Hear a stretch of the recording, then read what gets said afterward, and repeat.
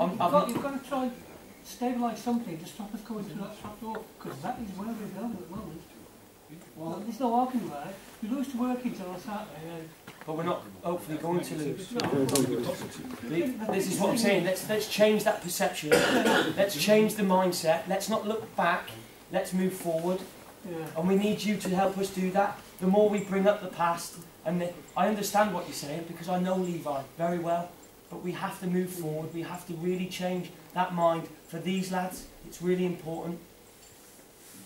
I think the thing more than anything is with Levi is if he did come in now, it would take him at least 3-4 weeks to get to the fitness levels of what these lads are at. Yeah, he might be playing five-a-side on a Friday night, he might be playing Sunday football. With all due respect, it's not the level of fitness that he needs to be out there. So, but surely he would be better on the bench than filling a bench with youngsters because you're short of men. I disagree because I think the future of the football club is also the academy that's starting next year. We've got 3 good young boys there who, if we were in a probably better position, would have probably been used a little bit more than what they have. So it's difficult to say. I appreciate what you're saying, and I appreciate totally getting behind. You know, he's a well-respected player. He's been, you know, a stalwart for the football club. But as I say, we do need to somehow draw a line in the sand, move forward, and the door's not closed. And I'd like to add one more thing to this issue, because whatever you believe, and some of the stuff I've seen touted about, and I'll make this one statement: Levi Reid was offered 2 fabulous offers to sign a contract at this club in the summer. He turned them both down. End of story. Yes. One. I know I said a lot, sorry. Well, actually to the team is that, you know, this time last year we were in exactly the same position as we are now. We all pulled together and we got out of it, and we won a cup. And I'm sure that all of you can do exactly the same again, without any shadow of a doubt. We just need to get together and do it. Again, confidence, momentum, getting that monkey off the back, get the cloud away, I keep mentioning it. It's a massive thing in football, and these lads will feel that. I'll take now playing the worst football on Saturday, not by, you know, me coaching that or what we want, is it, Andy? But no, I'll take a horrible 1-0, fluke, referee gives us a penalty, I will take that now, because just for them lads, they need something like that. That's what we'll take. We'll all give them all the support they need, and you as well. I know, thank you. Because you're in charge now. Thank you. So that's what we need to do. Yeah. And I'm sure everybody in this room will get behind that. Thank you. And everybody in this room will get frustrated when we don't win. I understand that. It's no more so than us. As long as you beat Scarborough away, I'll be happy. Well, they've just got rid of their assistant manager today, so they're not happy. Yeah. Actually, to be fair, Scarborough are actually below us in the Form League. Right. So, you know, all is not lost. No. Yeah, I think something that does need to be said is fair play to you guys for, I think, carrying on after Steve's gone. I think, first of all, given some of the vitriol that was going about, which is regrettable, obviously, I think it's very brave of you guys to stick with it. Thank you. I think even since Steve's gone, you've obviously made some signings, and I think that's been very positive. I think whatever the results come now, I think we can look at you guys and say, well, you're making the effort, you're making the right noises, you're doing the right things in terms of what you believe is going to strengthen this squad and what you believe is going to be best for this club. And I think we all owe you our thanks for that, and just hope it works out. Thanks, and I appreciate what you're saying. At the end of the day, we're different people. Everyone in here is different characters, different personalities, and you know, Steve's obviously gone, and people will label this and that. But as Andy's already commented, we're different people.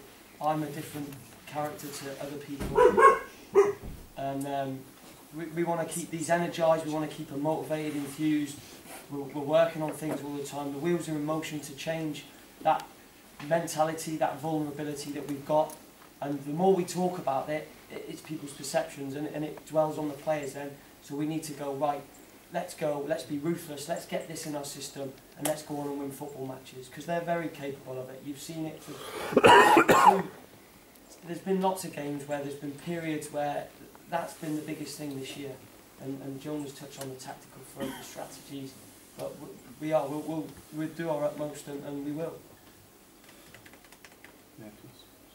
There's a natural worry when a manager leaves that when he gets settled into another job, he'll take his existing backroom staff, or yourselves, and any of his loyal players who follow him around, which has happened here, didn't it, in effect, when he had to create a new team at the start of the season.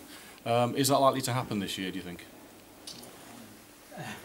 No. I mean, I'm delighted to be working here at Stafford Rangers because it's the closest bloody football club I've ever worked at. I live in Armitage, you know, and to be honoured with given the opportunity from the chairman and Carol and all the board here, I can tell you, non-league football, and I've been in non-league football management since 2000, you're absolutely 100%. There'll be a time when I've gone and Stafford Rangers Football Club survives. But while I'm here, I'm going to give you everything to make sure this club wins football games. And I'm not going anywhere, right? And I'd like to think that the lads will stick with us as well. And I think having us two stay gives them the assurance that nothing's changing. Because I can tell you, I've got a fantastic bunch of lads there. The changing room is fabulous. The way they give us the effort on the pitch is unquestionable. Yes, they're making mistakes, we're making mistakes, and now we're going to try and rectify that the best we are. But I believe we've got unity here, not only in the dugout, but in the squad, to take us where we want to be. And if Steve does end up in another role in football, and bloody hell he deserves to, then he may well come and ask me, but he'll get told, you know, if you look into my history in football management, I left Steve at Kidderminster Harriers and went back to Stalybridge to work alongside Keith Briggs, who was the captain. You know, Steve was quite upset that I did that, but when my second time at Stalybridge came to an end, he was first on the phone to say, would I go to Chester with him? And at that stage, when my allegiance to Stalybridge had gone, I moved to Chester. So I wish Steve, because he's a great personal friend of me and my family for long standing, every success in what he does in the future. But for the short term, this is about us group here making it work and hopefully leading you into next season. And just going back as well to the start of the season when Steve was offered the opportunity and he actually persuaded, yeah, you're right, he persuaded Meach and I not to take an offer to stay at Stalybridge but to come to Stafford, which we both did. When we first walked through the door, the emphasis was, and this is Steve Burr, we don't have to do a lot here, Fernie. They've got an half-decent squad, and we only have to tinker with it, right? And unfortunately, the majority of your half-decent squad, who were all offered the opportunity to stay here, decided they wanted to play in the Central Division and left the football club. And that includes all the names that have been spouted about, I want to come back to Stafford. It's rubbish. They all were offered the chance, and we were left with the players that did stay loyal to this football club, but the vast majority took the option to play in the Central Division. Backfired on a couple of them when Ensford got put back in this division. But I just wanted you to know that as well, you know. So, and we can touch on the point, we did put 7 days in for Sam Griffiths to ask him to come back, and he obviously chose not to, and chose to go to Alzoe and stay in the Central League. So it's not like we didn't try to get somebody back. We did.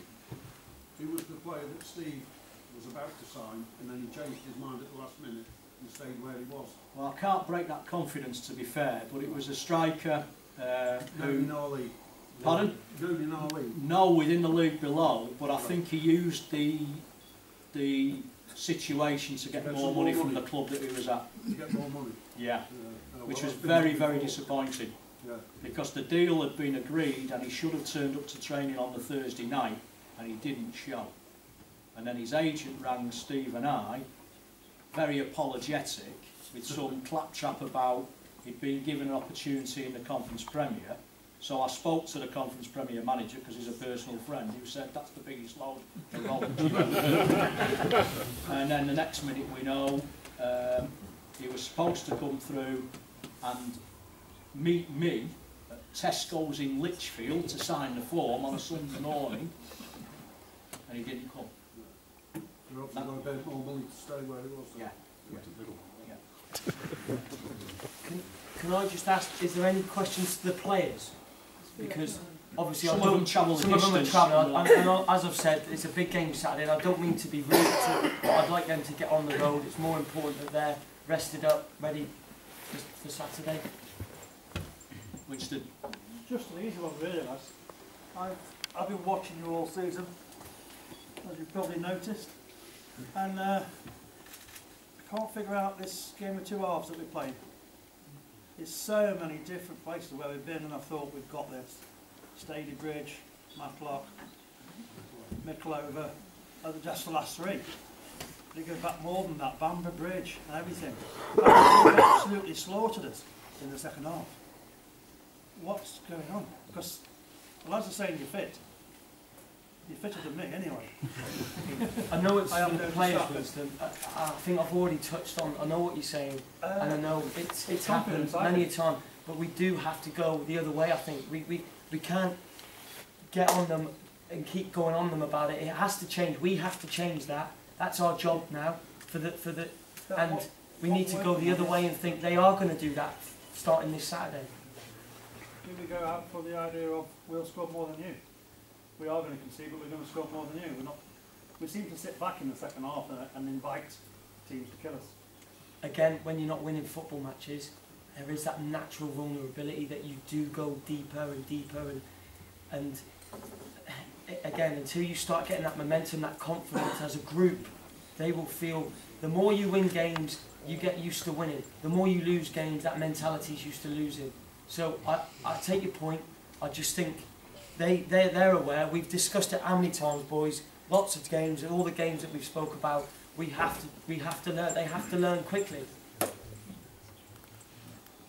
Just one positive question for Tom Thorley, really, and the rest of the team, maybe.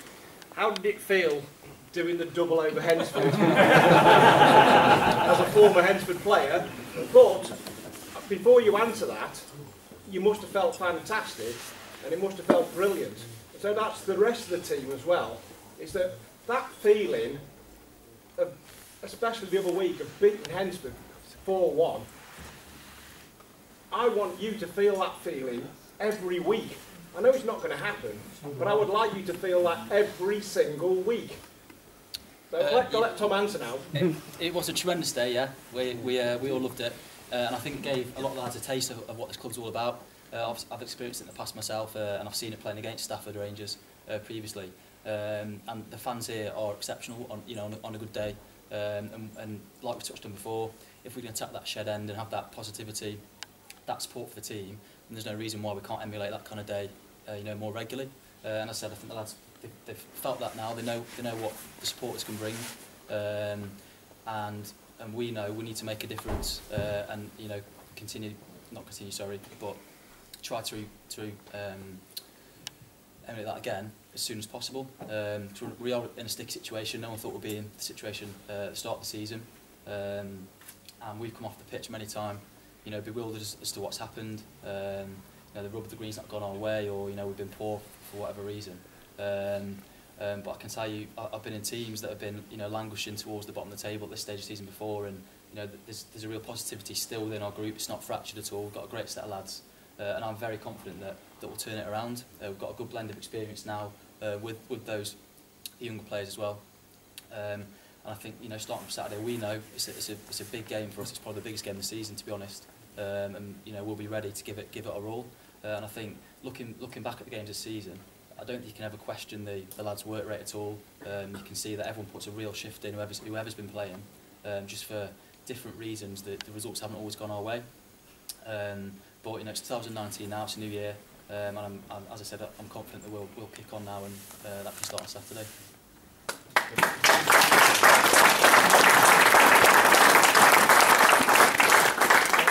Jeff Eaton, long-standing supporter. I want to thank you for calling this meeting tonight. I think you get my respect for doing that, and I'm heartened by the things that both Alex and Andy have said. One of my reasons for coming down tonight was because I wanted the players to know that we are behind them and that we support them. Thank you very much. And it's been a season of challenge and frustration. Part of the frustration has been that we haven't been able to maintain some of the really high quality football that we've seen play. Some of the stuff that you played this season has been some of the best I've seen at this club for a long time. I'm thinking the first half of the match at Staley Bridge, I thought we were outstanding. So there have been times where we play football that makes you think this is a team that has the quality in it to be challenging for playoff positions, not trying to stay out of a relegation dogfight. But I want all the players to know that we are right behind you, and we recognise the quality that you've got. Thank you very much.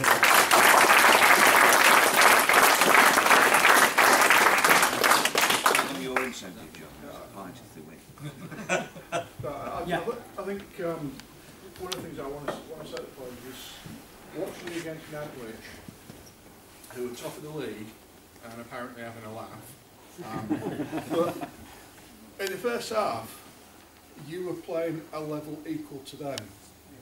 You know, I think what you've got. I mean, yeah, second half, whatever. But the first half, you were playing against them like you couldn't tell which team was top of the league and which one was worried about relegation. And I think what you need to do is get that mentality of we can actually take these guys on. You know, because at half time it was anybody's game. I think if you can get that into your heads that actually you are as good as these guys, and as individuals and as a group of players, you are as good as them. At least as good as them, you know. That's something. If you can keep that mentality, I think you could beat anybody on your day. I mean, look what you did to Hensford. Jake, that hat trick was awesome. You know, You're right. It's a psychological factor that we've been discussing. If you can keep that in your head for the entire match, because you believe in yourself, because you are a very good set of players, and you know I've seen you play where you've equalled and even outplayed teams that on paper should be thumping you. Thank you. I agree. I think one of the best performances we had this season was actually against Baseford down here in the league, where it was a big one. And the lads played magnificent then. And the challenge we face, and we're just trying to say to you this, you know. At any level of football, there's always going to be a period in the game when the opposition has a little bit of a foothold. And we've got to build up a mentality and a strength and a discipline to override that. Because, believe you me, you know, I think at Buxton away, we probably had 70% of the play. And in a 12-minute period, we conceded 3 bloody goals, and it was just disastrous. It's a bit like Nantwich game on Boxing Day. Because the first 10 minutes of the second half, we probably had 3 great opportunities.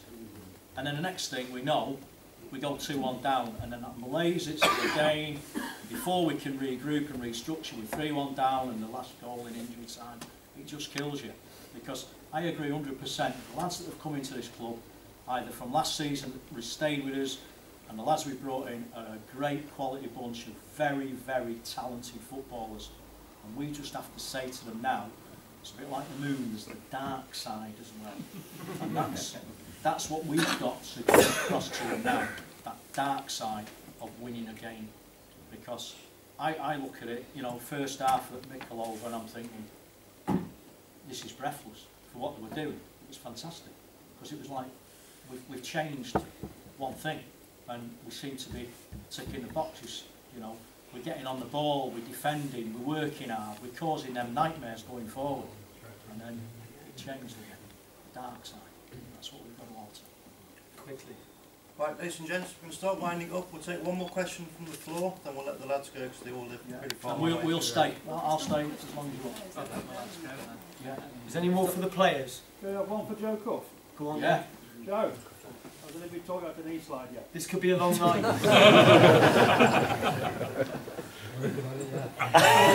I'll never say nothing. Okay, so we'll wrap it up. We'll head into the bar. Have yourself some drink, and I'm sure Andy and Alex will make your way through there. Yeah, smashing. Thank you.